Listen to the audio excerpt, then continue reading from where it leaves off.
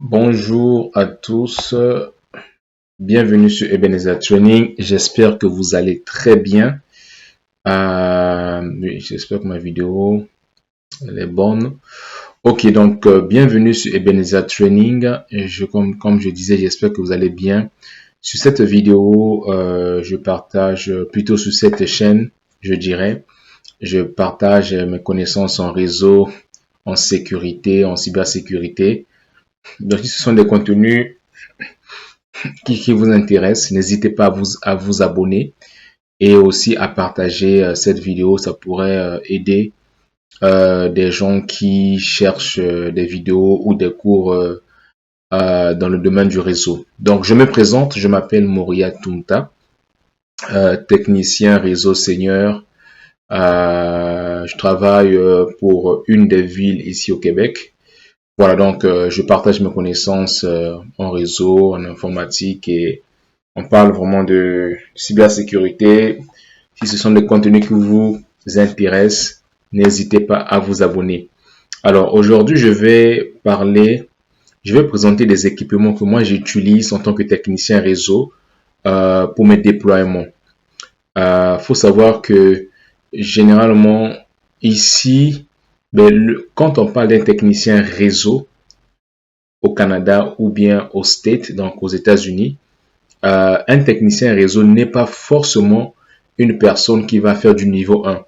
Ici au Canada ou en Amérique du Nord, il y a des techniciens réseau qui vont faire du niveau 2 et des techniciens réseau qui vont faire du niveau 3.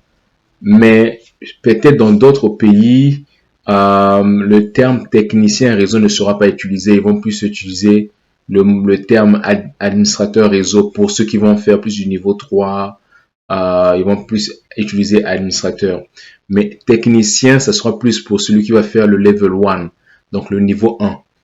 Donc ça, c'est peut-être dans certains pays, peut-être en Europe, je dirais, ou particulièrement en France. C'est ce qu'ils vont faire. C'est le terme qu'ils vont utiliser, technicien, pour celui qui fait du niveau 1. Mais en Amérique du Nord, c'est différent. Quand on parle de technicien réseau, c'est celui qui peut faire du niveau 2, qui peut faire du niveau 3. Il peut être aussi technicien réseau principal. Donc, il chapeaute un peu tous ses collègues techniciens réseau aussi comme lui. Mais lui, il est au niveau principal ou bien au niveau senior. Donc, je vais vous parler du matériel que moi j'utilise quand je fais mes déploiements. Très important en tant que technicien réseau, surtout pour ceux qui vont se déplacer pour installer le matériel comme des switches, comme des routeurs. Donc, moi, dans mon sac, ça c'est mon sac comme vous pouvez le voir. Donc, dans mon sac ici, je m'assure d'avoir certains équipements qui sont très importants. Je dirais certains matériaux qui sont très importants parce que il faut s'assurer que quand tu vas faire un déploiement réseau ou bien une intervention dans un site, il faut s'assurer que tu puisses avoir du matériel, Je donne un exemple. Dernièrement, j'ai intervenu pour remplacer des UPS et des PDU. D'ailleurs, UPS et PDU, j'ai parlé de ça dans l'une de mes vidéos, donc n'hésitez pas à regarder ces vidéos. Quand je suis arrivé sur site, c'était un grand déploiement. Là, il y avait, je pense, 7 PDU à faire tout le site. C'était un grand centre de la nature, comme un parc.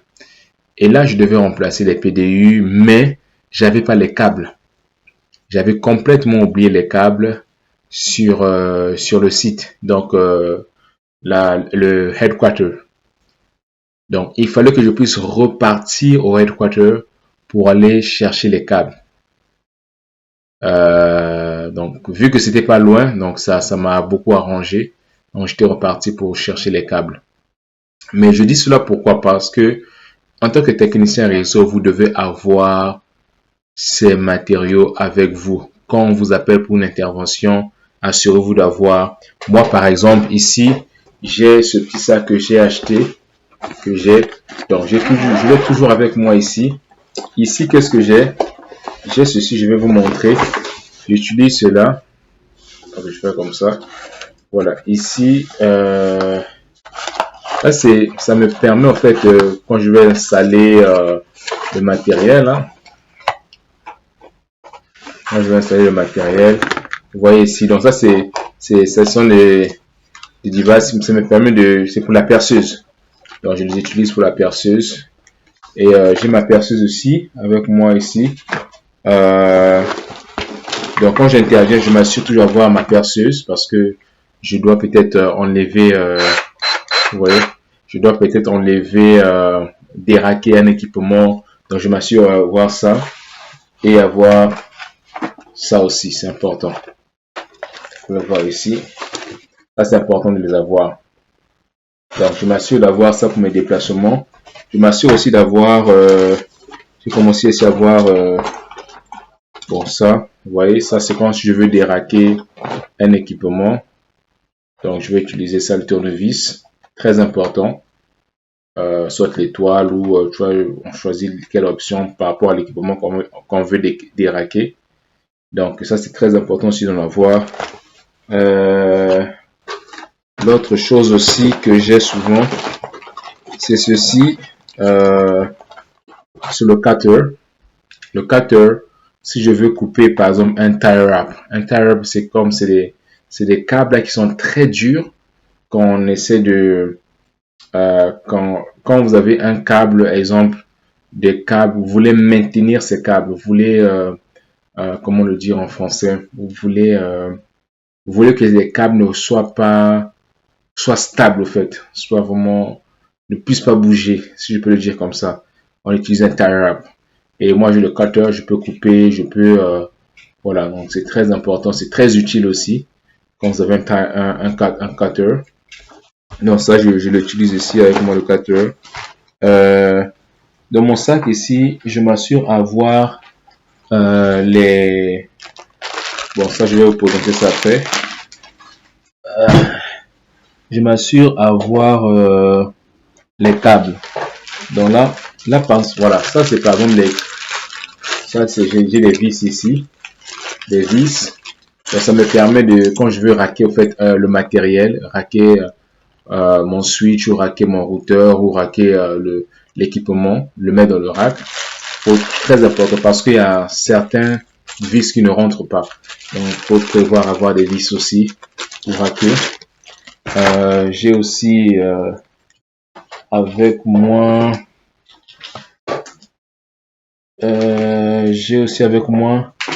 j'ai avec moi aussi, je vais vous montrer, j'ai mon câble console, très important. Donc, le câble console, quand j'arrive sur site et que je vais me connecter en console sur l'équipement, je me promène toujours avec ça pour mes interventions. Et ce qui est important aussi, c'est d'avoir ceci.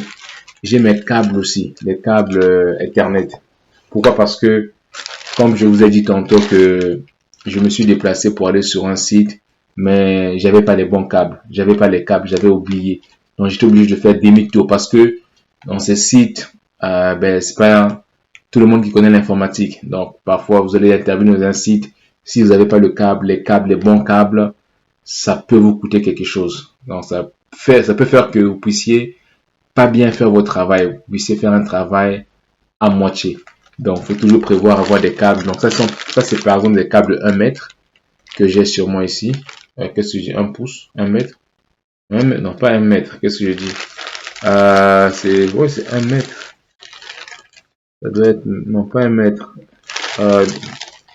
C'est le câble 1 pied. Voilà, c'est ça, 1 pied. C'est 1 pied. Le câble 1 pied. Je sais pas combien en mètres ça fait combien en mètres, j'ai aucune idée. Mais c'est 1 pied. Donc, très important. J'ai aussi des longs câbles aussi avec moi. Donc, quand j'arrive sur site, est-ce que j'utilise les câbles 1 pied? Est-ce que j'utilise les câbles de 2 pieds? Est-ce que je vais utiliser les longs câbles? Donc, c'est très important d'avoir des câbles avec soi quand on se déplace, quand on veut intervenir. Très important. Parce que quand on vous envoie dans un site pour intervenir en tant que technicien, si vous n'avez pas le matériel, vous n'allez pas bien faire le travail. Vous allez faire le travail à moitié. Parfois, vous arrivez, il vous manque des câbles. Ben, vous n'allez pas, en fait, bien faire le travail. Donc, prévoyez cela, très important d'avoir les câbles.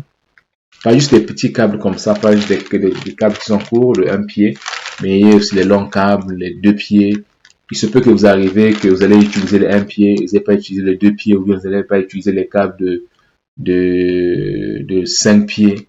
Il se peut que vous puissiez arriver sur site et que vous n'aurez pas nécessairement utilisé les câbles d'un pied, mais utiliser les câbles de 1 pied.